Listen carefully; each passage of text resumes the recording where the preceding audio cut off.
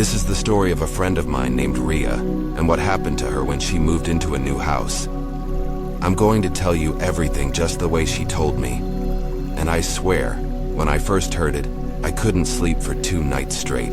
So sit back, but listen carefully, because this story might just stay with you. Ria had just gotten a new job in a different city. She was excited. It was a fresh start. She didn't have much money, so she found a house that was big but oddly cheap. It was an old 2-story house on the edge of town, quiet neighborhood, trees all around. She couldn't believe her luck. Big windows, wooden floors, a little garden in the back. It looked peaceful, but from the very first day, things felt off. It started small. On the first night, while she was unpacking, she thought she heard footsteps upstairs, but she brushed it off. The house was old. Old houses make noises, right? Then the light started flickering, not all the time, just in the hallway, and only at night. The hallway upstairs would go completely dark for a second or two, then the lights would come back. Again, she told herself. Old wiring, no big deal. But the real weirdness started. On the 3rd night, she was lying in bed when she heard it. A knock. 3 soft knocks. Knock. Knock. Knock. At first, she thought it was coming from the front door. She got up, went downstairs, and opened it. No one was there. Then she heard it again. Knock, knock, knock. But this time, it was coming from inside the house, from the wall behind her. She just stood there, frozen. Her heart was racing. But then silence. Nothing after that. She barely slept that night. The next morning, she tried to act normal, made coffee, opened the windows, told herself it was just her imagination. But then she saw something that nearly made her drop the cup. There were scratch marks on the inside of her bedroom door, like someone or something had clawed at it from the inside. She was sure they hadn't been there before. She touched them. They were deep. Still, she didn't leave. She thought maybe the previous owner had a dog or something. But she started to feel like she wasn't alone in the house. She'd be cooking, and she'd feel eyes watching her from the hallway. She'd turn, and of course, no one was there. One night, while brushing her teeth, she saw a shadow move behind her in the mirror. She spun around so fast she knocked over the cup, but again, nothing. Then came the dreams. She started having the same dream over and over again. She'd be standing at the top of the stairs looking down, and something would be crawling up toward her.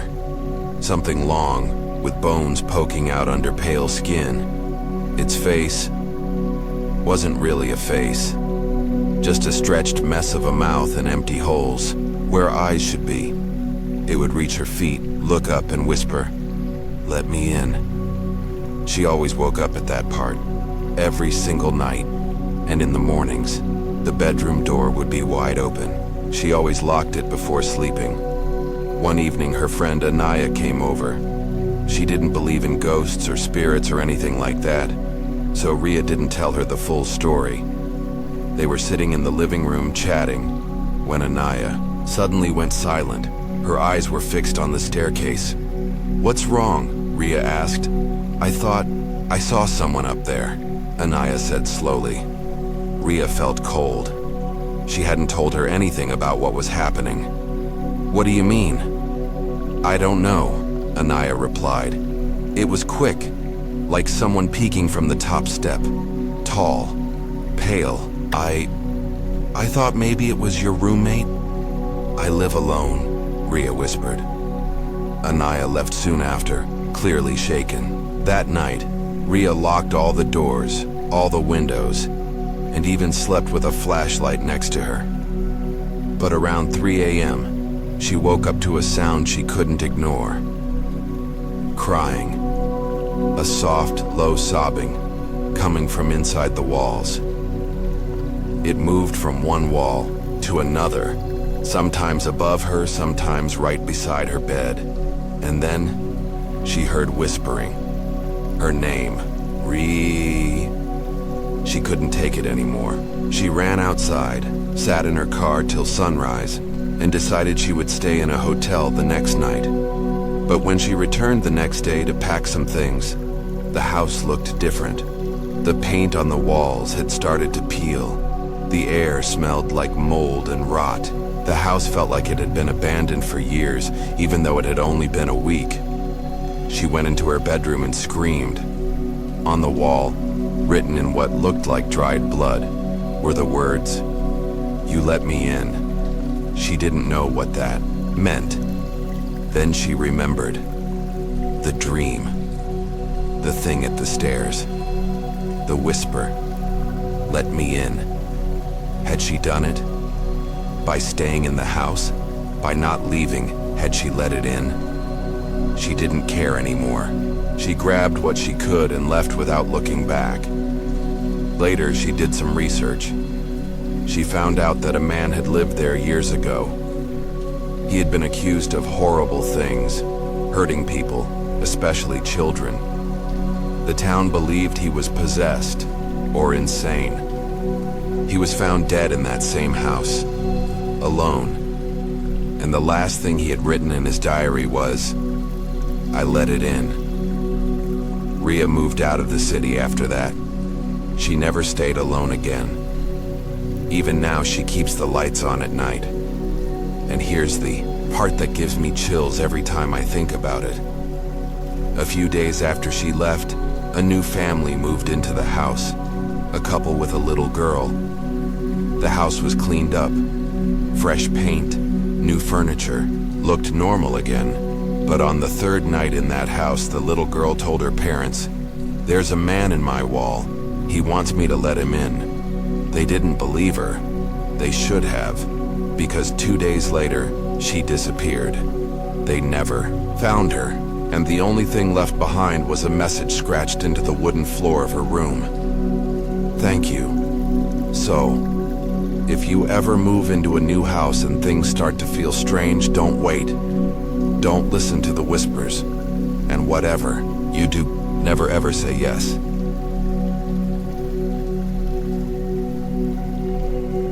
This is the story of a guy named Jason and what happened to him when he moved into a new house.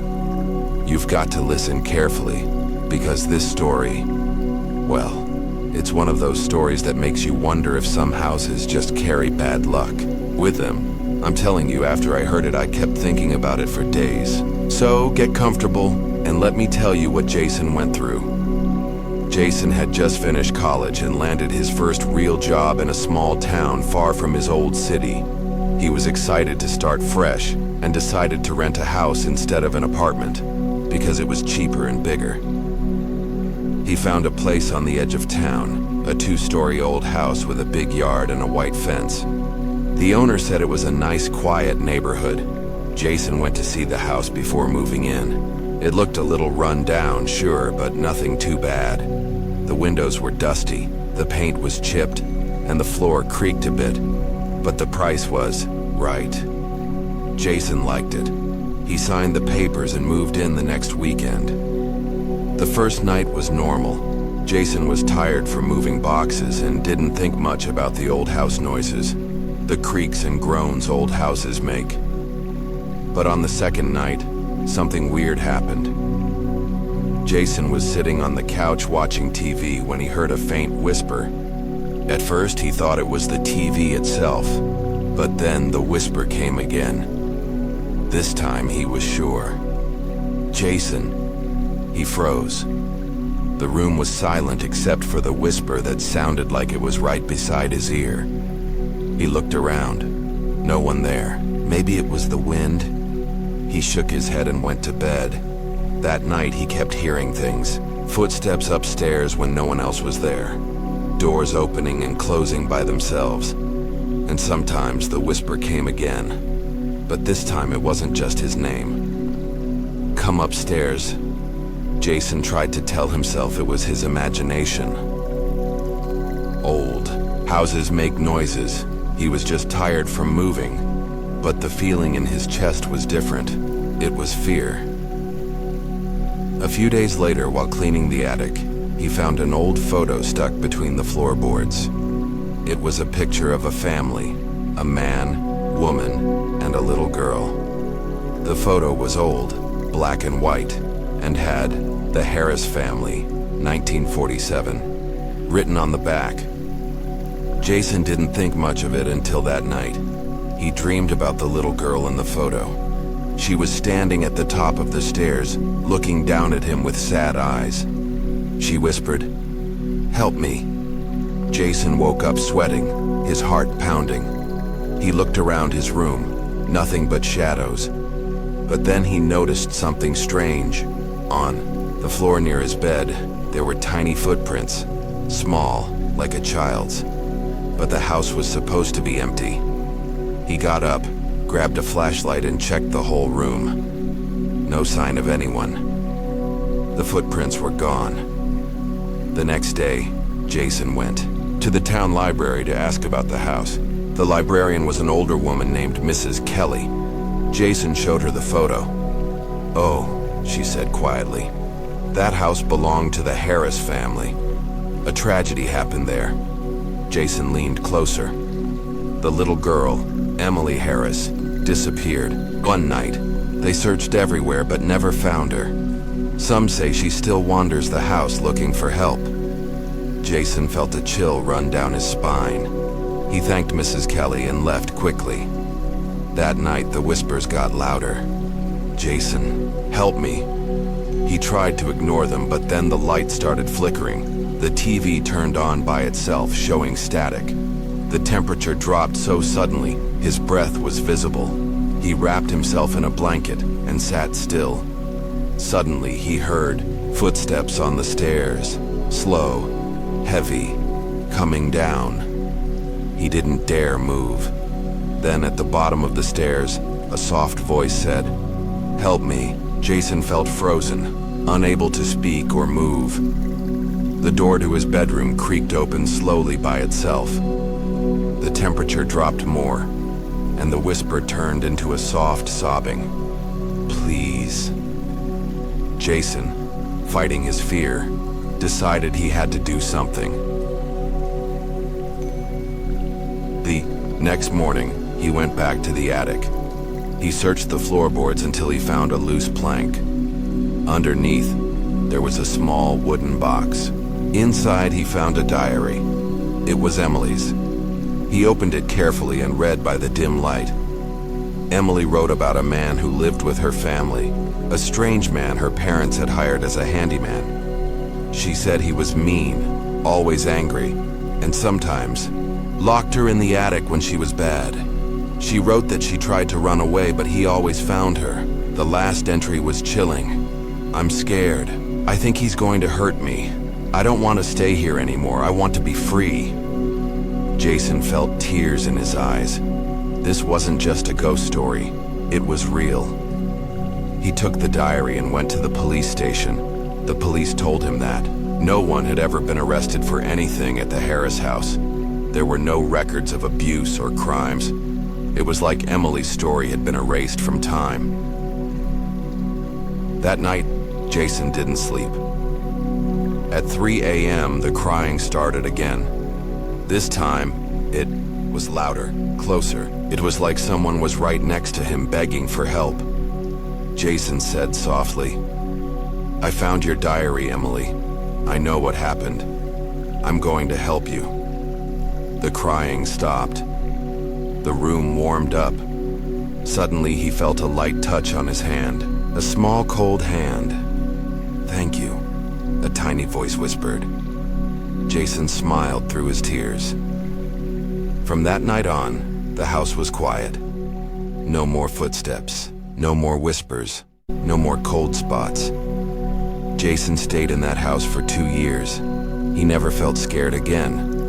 But sometimes, when he's alone, he feels a gentle hand squeeze his fingers, and he knows Emily is still with him. Not as a ghost, but as a friend.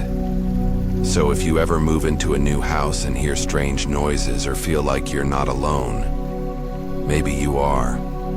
But maybe, just maybe, you could help someone who's been trapped for too long. Just remember to listen carefully, because some houses don't just have walls, they have stories, and some stories want to be heard.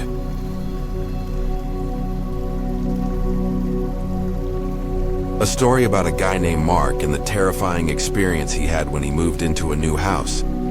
It's one of those stories that makes you wonder if some places carry a shadow with them. So, sit tight and listen carefully. This one might just give you chills. Mark was an average guy. He worked in IT and had recently gotten a promotion, which meant he could finally afford to move out of his tiny apartment. He found a house in a small town just outside the city. It was old, but had character. A big porch, creaky wooden floors, and a huge backyard with tall trees. Mark loved it. It was the perfect place to start fresh. The first day he moved in was exhausting, but everything seemed normal. He unpacked boxes, set up his furniture, and enjoyed the quiet of the neighborhood. That night, as he lay in bed, he noticed how the old house groaned and creaked. He told himself it was just the house settling and went to sleep. But things changed the next morning. Mark woke up to find all the clocks in the house stopped at 3:15 a.m. It was strange, but he shrugged it off as a coincidence or maybe a power surge. When he went downstairs, the kitchen window was wide open, even though he was sure he had closed it before sleeping. He locked it again and continued his day. Over the next few days, Mark started noticing odd things. Objects would move on their own. One night, his keys vanished from the table and later were found in the freezer. His phone's flashlight would turn on without him touching it. Sometimes, he would hear soft footsteps in the hallway when no one else was home. He tried to ignore it, thinking maybe he was just stressed from work and moving. Then came the dreams. Mark began dreaming about a woman in white. She stood in the corner of his bedroom, staring at him with sad eyes. She never said a word, but every time he woke up he felt cold, like a chill had passed through his body. One night, the dreams became worse. He saw the woman crying, holding a locket, whispering, "Find it, please." Mark woke up gasping, his heart pounding. He sat up and looked around the room. The woman was gone, but the feeling of being watched stayed. The next day, curious and a bit scared, Mark decided to learn more about the house's history. He went to the local library and asked the librarian, Mr. Andrews, about the house. Mr. Andrews' face changed when Mark mentioned the address. "That house has a dark past," he said quietly.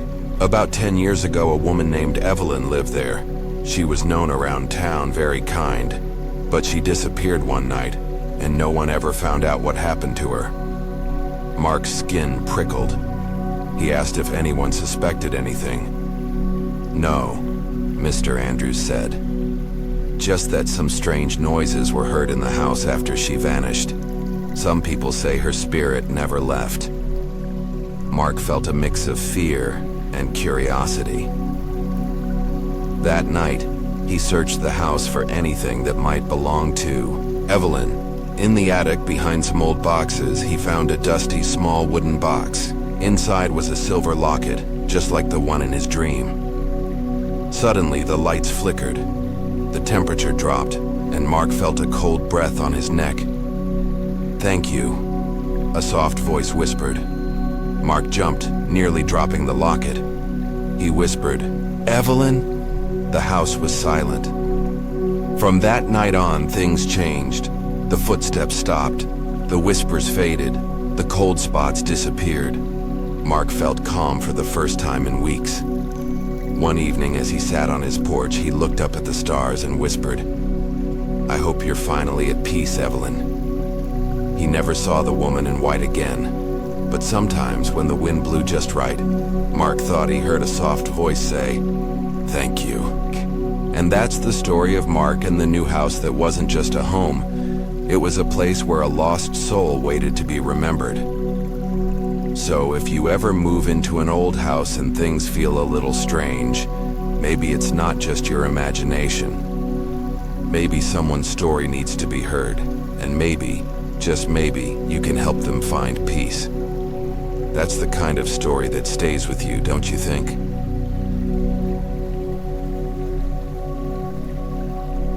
This is the story of a woman named Sarah.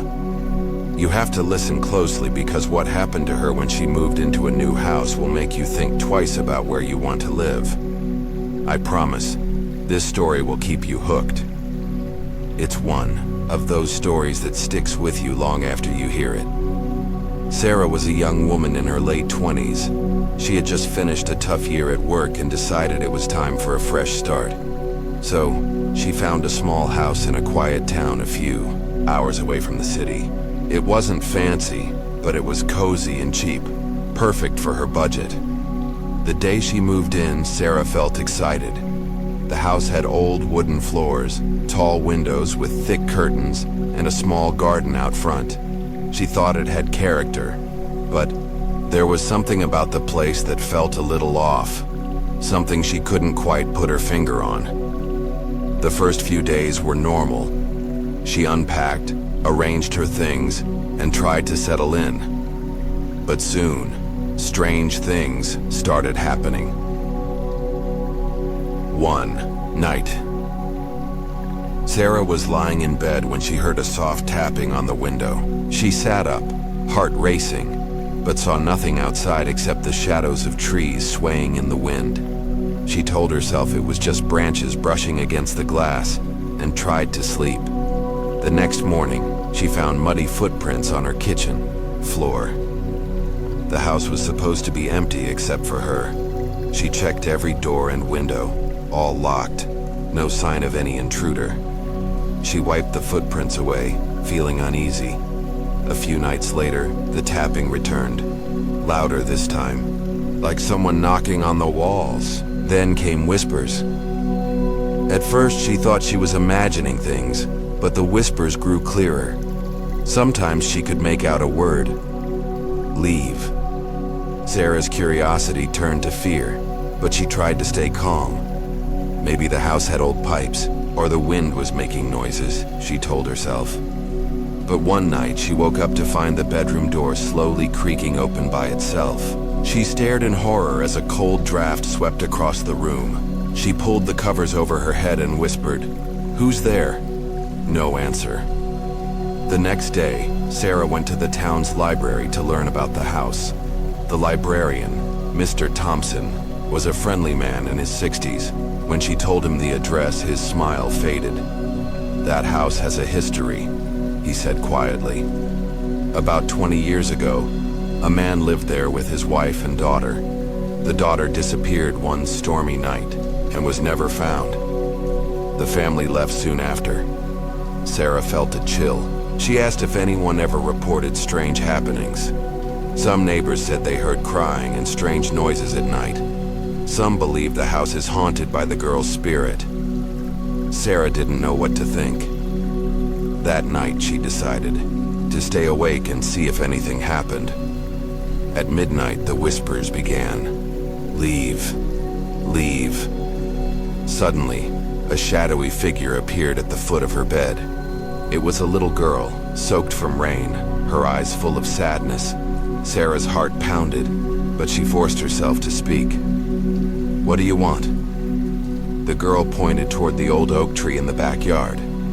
The next morning, Sarah went outside to the tree.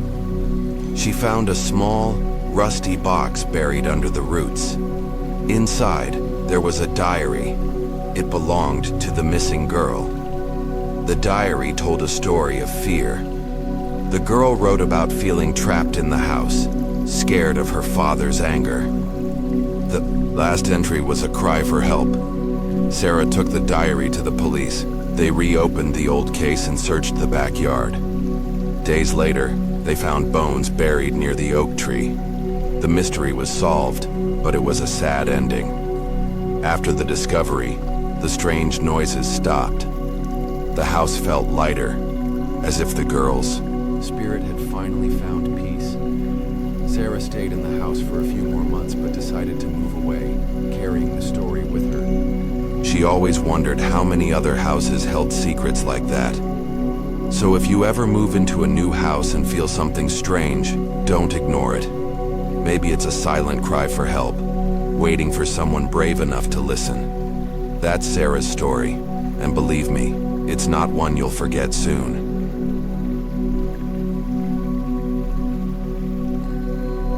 I'm about to tell you a story that might make you think twice before moving into a new house. It's the story of James, an ordinary guy who found out the hard way that some houses carry dark secrets. So, get comfortable and listen carefully, because this story will pull you in and maybe even give you goosebumps. James was a young man in his early 30s.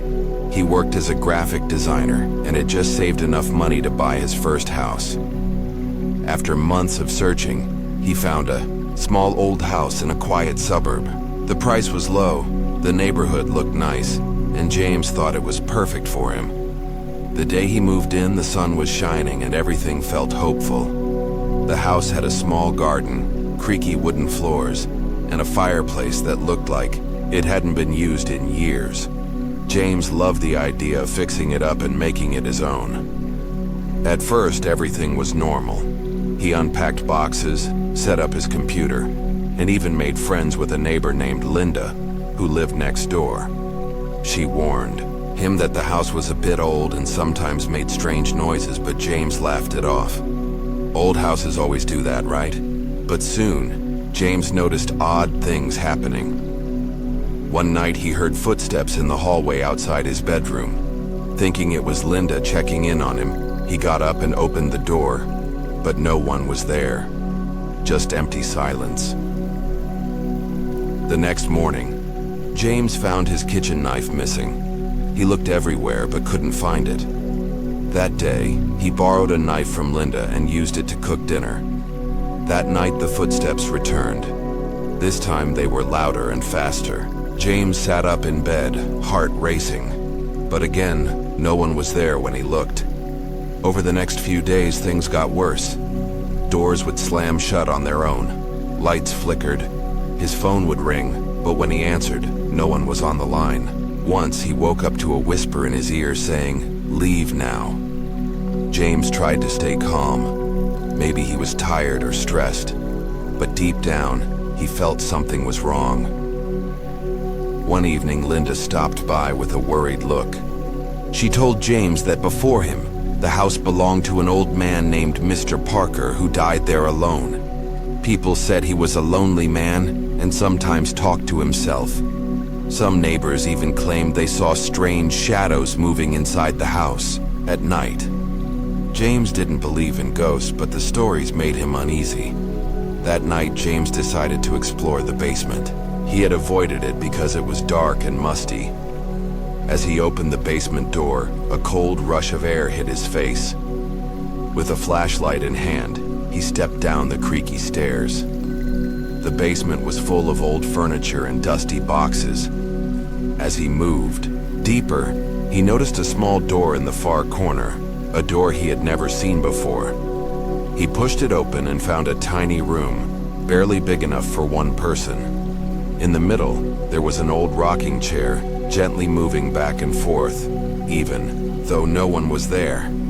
James felt a chill run down his spine. Suddenly, the door slammed shut behind him. He tried to open it, but it was stuck. Panic rose in his chest. Then, he heard a voice. Soft, shaky, almost a whisper.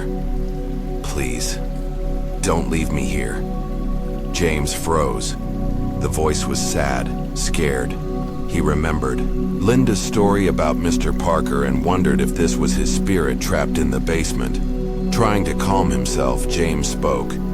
"Who are you?" The room felt colder, and the voice answered, "I'm Parker. I never left. I'm trapped." James felt a mix of fear and pity. He decided he had to help. He spent the next few days researching Mr. Parker's life. He learned that Parker was a lonely man who lost his family years ago and spent his final days locked away in that basement, forgotten. James believed the spirit was stuck because of his sadness and loneliness. He talked to Parker every night, promising to remember him and keep the house alive with life and laughter. One night, as James sat in the basement room, the rocking chair stopped moving. The air grew warmer, and the heavy feeling lifted. From that moment, the strange noises stopped. The house felt peaceful. James stayed in the house for years, always telling Parker's story to visitors. He said that sometimes, when the wind blew just right, he felt a gentle presence, like a quiet friend watching over him. So, if you ever move into an old house and feel a strange chill, maybe someone is still there, waiting for a friend. That's James's story. Remember it if you ever hear footsteps where no one should be, because some houses keep more than just memories inside their walls.